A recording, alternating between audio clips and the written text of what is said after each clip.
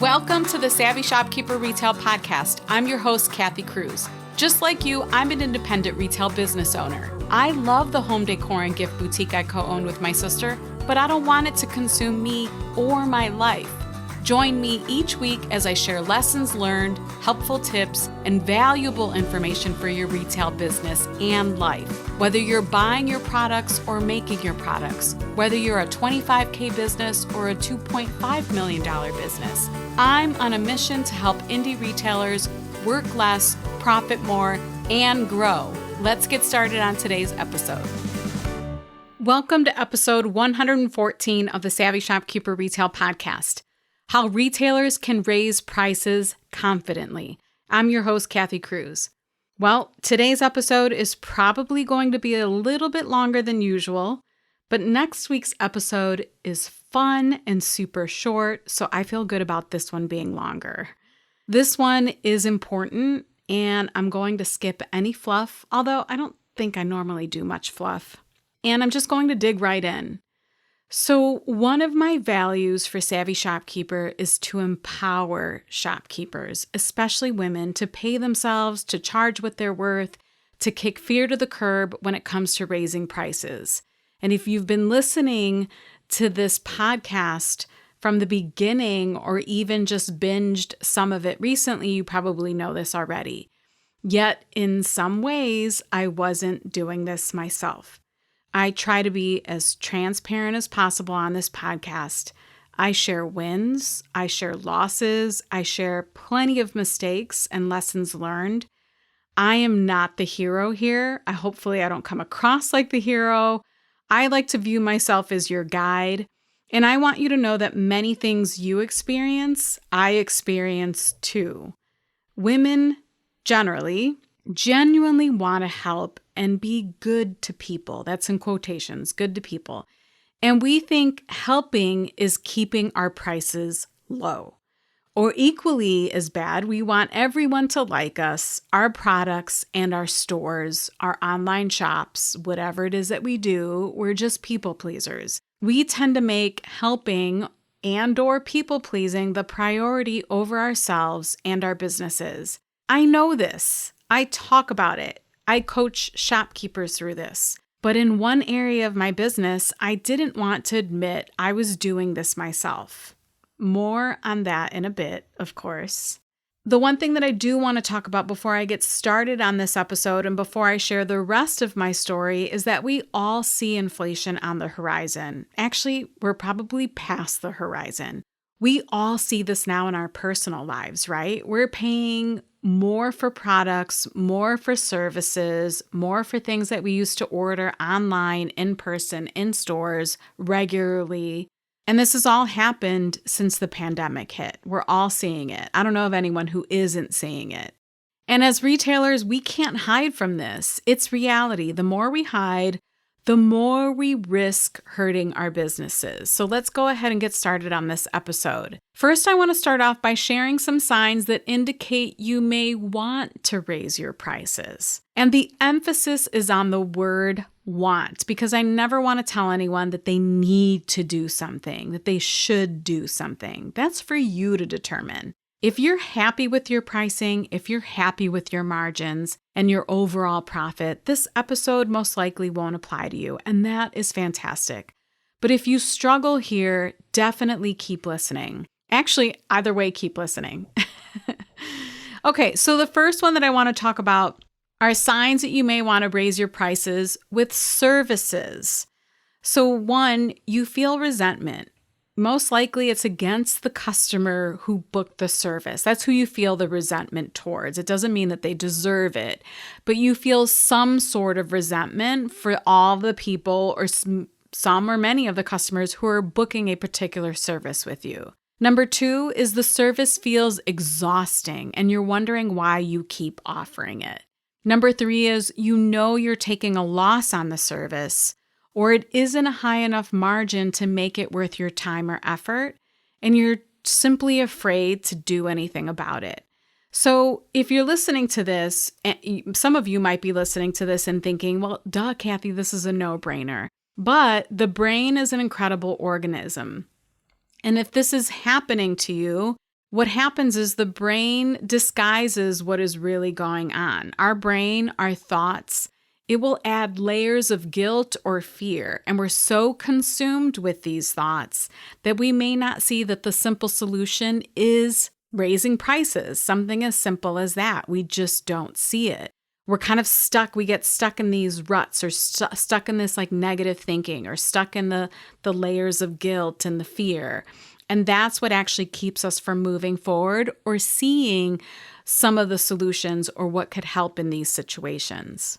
So that was about services. The signs where maybe you want to raise prices on products, number one is you have a low gross profit margin. If it's under 50% as a retailer, you definitely want to consider raising prices. Number two is your business is drowning or consistently shows a net loss. Number three, you might show a small overall net profit, but you aren't paying yourself or you aren't paying yourself yet, and the business is exhausting you and you're resenting the business. So kind of similar with the situation when you're offering services, sometimes you resent the customer who's booking the service. In this situation, you're resenting your business. So if any of these apply to you, I want to share some tips today to help you raise prices. So I think let me go through my notes here. I have 6 tips. The first tip is, this won't surprise you, work on your mindset. If your thoughts are keeping you from raising prices, like I mentioned above, then you're going to want to work on your mindset first. You're going to want to work on shifting your thoughts from guilt and fear to empowerment and strength. This is something I often do in one-on-one coaching because, as I mentioned before, our brains can be extremely stubborn, and breaking program thinking takes time and effort, but trust me, it's worth it. Start to journal, start to write things down that will get you to shift the way you're thinking about your pricing, and that will get you shifting and thinking how you will react or what you'll do when you move forward in raising prices. Empower yourself to feel that it is okay, to think that it is okay. And it is, it's more than okay. Tip number 2 is to gradually increase prices. So depending on your situation, you can slowly increase pricing. Now, of course, this is going to depend on your situation if you have the time to do this. But it is an option. And I think what happens is a lot of retailers tend to panic like, oh my gosh, I can't, raise my prices from X amount to X amount. That's just way too much. So let's just slow down. And maybe instead of keystone pricing everything in your store, this is you multiplying the cost of your products by 2. So you buy something for 10, you sell it for 20. If you're out there just blanket keystone pricing everything in your store, maybe consider increasing it by 2.2 or 2.3. Take that $2 and multiply it by 2.2 or 2.3. I'm speaking super simple math here. I don't even want to get into formulas and margins or anything like that. Just consider raising them slowly. It will feel less scary. I did this in my own store in the first few years because I was learning, and then I realized our gross profit margin was extremely important and it needed to increase if we wanted to pay ourselves, if we wanted to profit, if we wanted to have an emergency fund and a reserve account. We started doing this again probably recently over the past 2 years. It's important to add that we didn't announce this. We never heard anything from our customers. So don't feel the need to blast it out there everywhere or to overcompensate, which I think I'll talk about soon too. Tip number 3 is to increase pricing strategically. It doesn't have to be a blanket increase. So if you're a member of the lab or Master Shopkeepers and you've watched any of my lessons on inventory categories and or inventory turnover, you know that data is extremely valuable. Do an analysis of your inventory information and your profit and loss statement, but particularly your inventory management system information, and determine which categories or even products make sense for increasing prices. Again, you don't have to increase prices on everything. Maybe there's a category in your store that you feel really good about. It's priced well. It's not flying off the shelf, so you don't feel like you have to raise the prices there. But maybe there are other things that sell super fast and you know the demand is there, and maybe 2 or 3 of your categories are worth raising prices in. Tip number 4 is handle price increases gracefully. I kind of touched on this already, but many shopkeepers will panic here and feel that they have to make big announcements. But I'm a firm believer that what we dramatize, I don't even know if that's a word. What we dramatize, our customers will dramatize. Don't feel the need to make big announcements. Now, this can vary depending on your industry and business type. So for example, I have a client who is a hair salon owner, and she does prefer to send one email to all of her clients, her full client list, informing them that she's raising her prices. This is what feels good to her, and this is what she wants to do. Again, she doesn't make a big deal about it, but it is important for her to inform her customers. This is much different than a panic announcement or an apologetic announcement. Apologies are meant for situations where we did something wrong. We run businesses, and raising prices is part of doing business. This is not something that is done maliciously, and we don't do it to hurt our customers. So an apology simply isn't necessary. Tip number 5 is to be strong and firm. By no means am I suggesting that you need to be a jerk about it if a customer inquires and notices that your prices have increased. However, I want you to be prepared to answer in a strong and firm manner. Maybe you can say you were competitively priced for years, but because of chain supply issues and all of the surcharges that we've incurred, price increases were required. Period. Simple as that. And what happens is we normally want to fill the air up with additional explanations and apologies. But, maybe practice this in front of a mirror. Maybe practice this with a partner, a business partner, a spouse, a friend, a business bestie. Do not apologize for this. This can open the door for negotiation or for what the customer feels like, may be negotiation, or a conversation that you just don't want to have, because there's so many times where I hear other shopkeepers say that everyone wants to give them advice on their business. And if you don't want the advice, don't open the conversation up for it. Tip number 6 is acknowledge your value. You and your business are worth it. Money is value. I'm going to say this one more time. Money is value. You create money in your business by creating value. I want to say this again because some of you are going to get stuck on this. You create money in your business by creating value.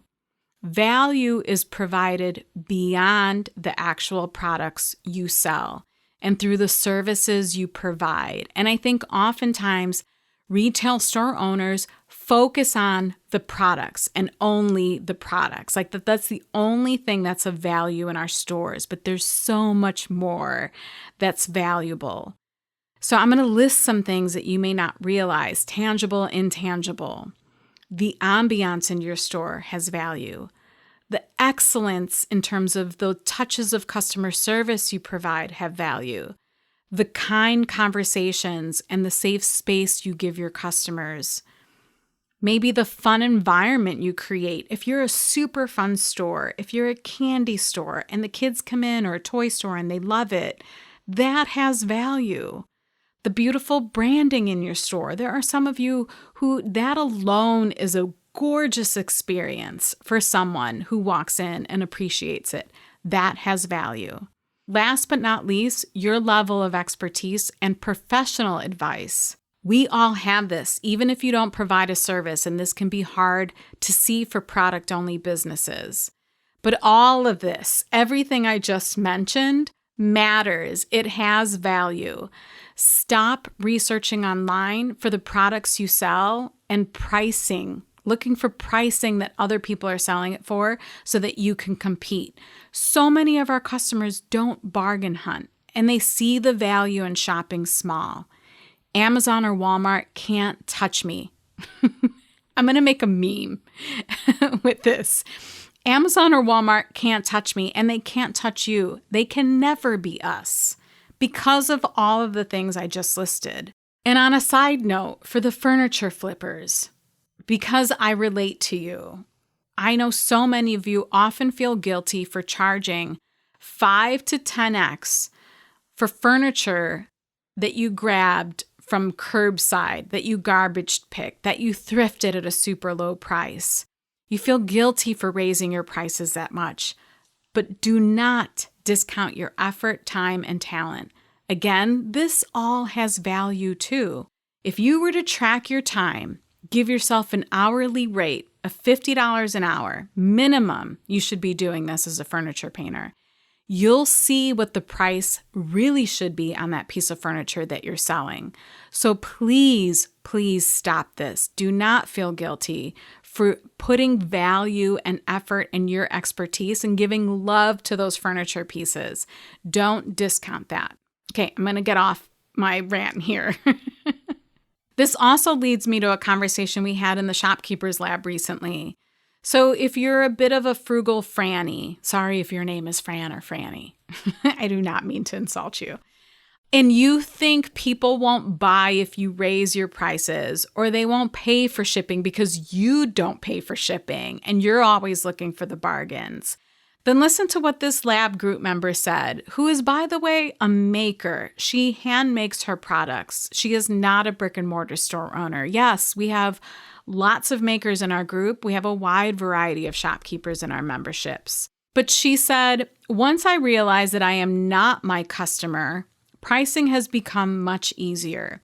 It always surprises me what people are willing to pay, not for just the item, but also shipping, especially overseas where they'll often pay 2 times as much in shipping what the price of the item is. And this was shared by Abby, who's the owner of Abby Kate Home. Of course, we'll link her website in the show notes. It's abbykatehome.com, ABBYKATE home.com, abbykatehome.com. And then she followed up with another, when I asked her if I could share that quote on this podcast episode, she followed up with another statement, which I also think is important. She said, "It was a very important lesson for me to learn. It also helped me to take the emotion out of pricing. That's hard as a maker. We want everyone to like our stuff, but if we actually take the time to identify our ideal customer, which is so important in all aspects from product development to pricing to advertising, we realize we aren't for everyone, and that's actually the point." And it was so well said. That is the point. You want to go ahead and weed out the customers who aren't your ideal customer, and that's okay. Not everyone has to like us. And some people love us, and that will be shown through how quickly some of your inventory turns. So all of that to kind of lead into my own personal story on pricing, acknowledging my value and trying to be quote unquote helpful is something I personally had to work on. I've always had to work on it especially since I started Savvy Shopkeeper. So I recently raised the price and the time commitment for the Shopkeepers Lab membership, and it was a strong raise in price. This was way overdue. I said I was going to be transparent, and here it is. So this is what I was doing. I was doing myself and everyone else a disservice by setting the price for the lab membership ridiculously low. But if you got in at the low price, I'm not hating on you. I'm actually clapping my hands for you. Good for you. You trusted me. You joined. You've participated. You've appreciated everything that I've done, and I appreciate you. The price was low, so the perceived value was low. The lab is actually worth, and everything in it is probably worth thousands of dollars. Seriously, thousands. Particularly if you're in the first 3 years of business. And if you haven't opened yet and you want to open a brick and mortar store, that's definitely a resource you want to get into. But don't get me wrong, again, there are members in the lab with many years of experience who appreciate it and get value out of it too. Because the lab was priced so low, I wasn't really helping with accountability. I made it easy for people to not show up. If there's no or little skin in the game, then why bother going through the lab and watching and reading the lessons, grabbing the downloads, filling in the worksheets, doing the work? If I were to compare this to a retail store, this is why ticketed events at stores are effective. Because if somebody pays for their ticket to attend an event or attend a workshop at your store, don't they show up? They definitely show up over an event that's free. The other thing that this did is it caused me to play small. I was afraid to share the true value of the lab because I knew it was underpriced, and I was afraid people would take advantage of it. Yet people were still taking advantage of it. How ironic is that?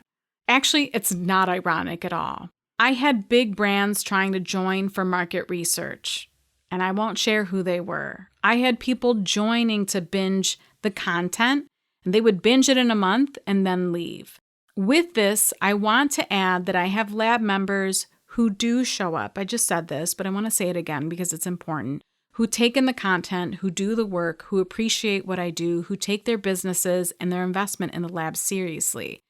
The same with some of your customers, especially if you provide services. There are customers who have appreciated everything you've done, who have appreciated your pricing, who have appreciated your level of expertise. I'm grateful for the lab members that are in now, and I'm sure you're grateful for those customers too.